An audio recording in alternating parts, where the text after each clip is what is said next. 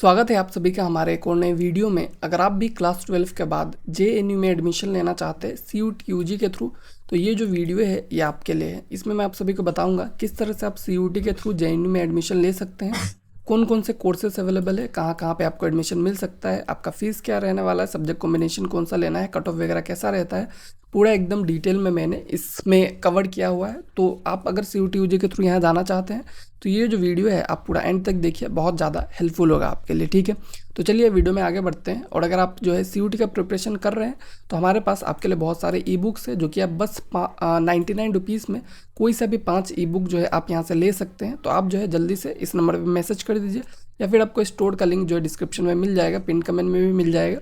तो वहाँ से आप जो है जाके विजिट करके इसको परचेज़ कर सकते हैं। ठीक है, तो चलिए वीडियो में आगे बढ़ते हैं और देखते हैं हम इस यूनिवर्सिटी के बारे में।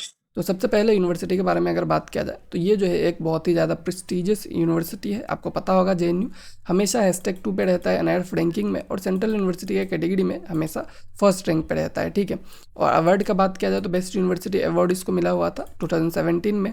उसके बाद कैंपस जो है काफ़ी अच्छा है, एकदम बहुत ही बढ़िया कैंपस आपको देखने को मिलेगा। और अफोर्डेबिलिटी का बात किया जाए तो जो भी मोस्ट कोर्सेस है इसमें, ठीक है, general normal courses apart from professional courses, तो सबके फीस आपको 500 से कम ही देखने को मिलता है पर ईयर। ठीक है, 500 रुपये का फीस जो है आपका बहुत कम होता है, आपको पता होगा। ठीक है, वो कुछ भी नहीं होता है।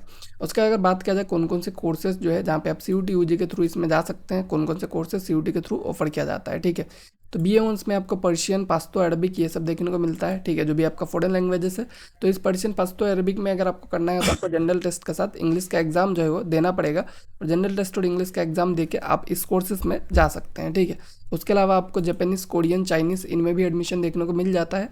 तो ये जो जापानीज़, कोरियन, चाइनीज़ अगर इसमें भी आपको जाना है तो इंग्लिश जनरल टेस्ट और इंग्लिश और जनरल टेस्ट का एग्जाम जो है आपको देना पड़ेगा। ठीक है, और इसके अलावा और भी कोर्सेस लाइक आपका फ्रेंच हो गया, जर्मन हो गया, रशियन हो गया।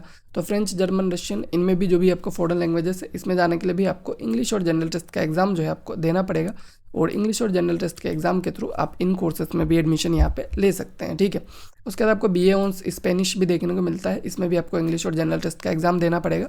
उसके अलावा बीएससी प्रोग्राम है आपका आयुर्वेदा बायोलॉजी में। ठीक है, तो ये जो आयुर्वेदा बायोलॉजी वाला प्रोग्राम है इसमें अगर आपको जाना है तो इसमें आपको फिजिक्स लेना पड़ेगा, केमिस्ट्री लेना पड़ेगा और बायोलॉजी लेना पड़ेगा। ठीक है, या फिर आप मैथ्स का पेपर भी यहाँ पे दे सकते हैं, मतलब पीसीएमबी में से कोई सा भी 3 सब्जेक्ट, मतलब फिजिक्स, केमिस्ट्री कंपलसरी है, बायो मैथ्स आपका ऑप्शन में है, तो इनको आप ले सकते हैं। ठीक है, और इसके थ्रू जो है आप यहाँ पे जा सकते हैं। इसके बाद आपका जो सर्टिफिकेट ऑफ प्रोफिशेंसी वाले कुछ कोर्सेस है, लाइक आपका मंगोलियन हो गया, भाषा इंडोनेशिया, उर्दू हो गया। ठीक है, तो इन सब में भी आप जा सकते हैं इंग्लिश और जनरल टेस्ट का एग्जाम देके। ठीक है, इसके अलावा आपका जो पास्तो, उज़्बेक इनमें अगर आपको जाना है तो इसमें भी आप इंग्लिश और जनरल टेस्ट का एग्जाम दे सकते हैं, और इसमें भी आप जो है जा सकते हैं। ठीक है, उसके बाद हेब्रियो, पाली, संस्कृत ये सब भी अलग अलग आपके सर्टिफिकेट ऑफ प्रोफिशेंसी वाले कोर्सेस है, मतलब सर्टिफिकेट कोर्सेस है, इनमें भी आप इंग्लिश और जनरल टेस्ट के थ्रू जा सकते हैं। इसके अलावा आपको योगा, फिलोसफी, वैदिक कल्चर, संस्कृत, नाट्य शास्त्र ये सब भी अलग अलग कोर्सेस है, जहाँ पे भी आप इंग्लिश और जनरल टेस्ट के थ्रू जा सकते हैं। और एट द एंड आपके पास और 2 कोर्सेस है, हेल्थ अवेयरनेस एंड वेलनेस और इंडियन फिलोसफी। ठीक है, तो यही कुछ कोर्सेस है जहाँ पे आप सीयूटी यूजी में, मतलब जेएनयू में जा सकते हैं सीयूटी यूजी के थ्रू। ठीक है, और बाकी जो भी कोर्सेस है उसमें आप सीयूटी के थ्रू यहाँ पे नहीं जा सकते हैं। ठीक है, बाकी जो भी और भी यूजी कोर्सेस अगर रहते हैं जैसे बीटेक वगैरह है तो उसमें आपको जेडब्ल्यू के थ्रू जाना पड़ता है। तो ऐसे ही अलग अलग कोर्सेस है। ठीक है, अलग अलग कोर्सेस में आप मतलब अलग अलग एग्जाम से जा सकते हैं। इसके बाद अगर बात किया जाए कट ऑफ का, तो कट ऑफ का अगर आपको टेंशन ही नहीं लेना है, क्योंकि अगर आप इन कोर्सेज में एडमिशन लेना चाहते हैं तो बहुत ही कम कट ऑफ रहता है। जैसे कि आपका ये सब देख सकते हैं लैंग्वेज कोर्सेज है। ठीक है, तो इनमें आपको कट ऑफ कितना दिख रहा है, 60-70 के आसपास कट ऑफ आपको दिख रहा होगा, ये भी फर्स्ट राउंड का कट ऑफ है। ठीक है, तो आप बस इसमें अप्लाई करेंगे तो ही आपका एडमिशन हो जाएगा। आप जो है कुछ भी अगर एग्जाम में करके आ जाते हैं तो भी आपको मतलब 60-70 मार्क्स तो मिल ही जाएगा 2 सब्जेक्ट मिला के। तो आपको जो इतना कट ऑफ का टेंशन लेना नहीं है, क्योंकि यहाँ पे बहुत ही कम लोग अप्लाई करेंगे, क्योंकि ये जो फॉरेन लैंग्वेज के कोर्सेस है बहुत कम कंपटीशन इसमें होता है। तो अगर आपको इसमें एडमिशन लेना है तो आपको कम कट ऑफ में ही एडमिशन यहाँ पे इजीली मिल जाएगा। बात करें आपका एलिजिबिलिटी क्या रहना चाहिए, तो आप जो है 10+2 पास होने चाहिए किसी भी रिकग्नाइज बोर्ड से, और मिनिमम मार्क्स आपका अगर आप जनरल, ओबीसी, ईडब्ल्यूएस से है तो 45% रहना चाहिए। अगर आप SC ST PW से है तो आप बस पास हो जाना चाहिए, उतना ही काफ़ी है। एज लिमिट का बात किया जाए मिनिमम आपका 17 ईयर्स होना चाहिए, और अपर एज लिमिट कोई भी नहीं है आपके लिए। ठीक है मतलब आप अपर एज लिमिट कुछ नहीं है। ठीक है, आप मतलब इसमें अप्लाई कर सकते हैं इन जनरल, मतलब 20-22 साल से ज़्यादा क्या ही रहेगा कोई अगर बीए करने जा रहा है तो। ठीक है, तो इसलिए मिनिमम आपका 17 होना चाहिए। अपर एज लिमिट का कुछ इन लोगों ने बात नहीं किया हुआ है, ठीक है। फीस स्ट्रक्चर का बात किया जाए तो ऑलमोस्ट फ्री आपका फीस है यहाँ पे, ठीक है। ट्यूशन फीस का बात किया जाए अप्रोक्सीमेटली 216 रुपये पर ईयर आता है, ठीक है। अप्रोक्स का बात कर रहा हूँ मैं, ठीक है।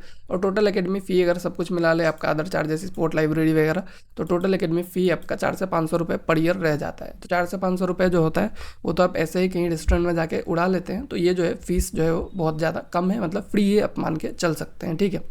उसके बाद अगर बात किया जाए आपके हॉस्टल फैसिलिटीज़ वगैरह कैसे हैं, तो हॉस्टल्स में आपका 18+ हॉस्टल्स है, जैसे कि बहुत सारे आपको नाम भी यहाँ पे दिख रहा होगा, ठीक है। और बहुत सारे अलग अलग हॉस्टल इसमें स्टूडेंट को अलॉट किया जाता है, और मतलब जनरली आपको हॉस्टल मिलने का बहुत अच्छा चांसेस रहता है। मेस चार्जेस का बात किया जाए हॉस्टल में, तो आपको अप्रोक्सीमेटली 3000 के आसपास पर मंथ जो है वो देना पड़ेगा, ठीक है, जो भी आप खाते हैं उसके बेसिस पे। उसके बाद काफ़ी मतलब अच्छा इनका हॉस्टल लाइफ वगैरह आपको देखने को मिल जाएगा, आपको कोई दिक्कत वगैरह फेस नहीं होगा, ठीक है। बात किया जाए आपका at the end admission process किस तरह से रहता है, तो सबसे पहले आपको CUT का रजिस्ट्रेशन कर लेना है, और इंग्लिश जनरल टेस्ट जो है आप अप्लाई कर लीजिए जो भी आपके BA प्रोग्राम से उसके लिए। और आपको सबसे मतलब स्कोर करना है, ज़्यादा स्कोर करना है, ठीक है। बट इतना स्कोर का आपका वहाँ पे कोई काम नहीं है, आप दूसरे यूनिवर्सिटीज़ में इसका यूज़ कर सकते हैं अगर आप बाद में JNU में नहीं जाना चाहते हैं, ठीक है। उसके बाद आपका जो है जब CUT का रिजल्ट आ जाएगा तो आपको JNU के लिए रजिस्टर कर लेना है, और रजिस्टर करने के बाद आपका कट ऑफ लिस्ट रिलीज होता है, जिसमें आपको क्या करना है, वहाँ पे आपको फिल कर लेना है, और उसके बाद आपको फीस को पे करके आपका सीट को वेरीफाई कर लेना है, ठीक है। सीट को वेरीफाई कर लेंगे, आपका जो है एडमिशन वहाँ पे कंप्लीट हो जाता है, और इसके तरह आप जो है यहाँ पे एडमिशन ले सकते हैं। और अगर आपको ई बुक्स चाहिए तो आप जो है हमें मैसेज कर सकते हैं, या फिर स्टोर का लिंक जो है आपको डिस्क्रिप्शन में मिल जाएगा।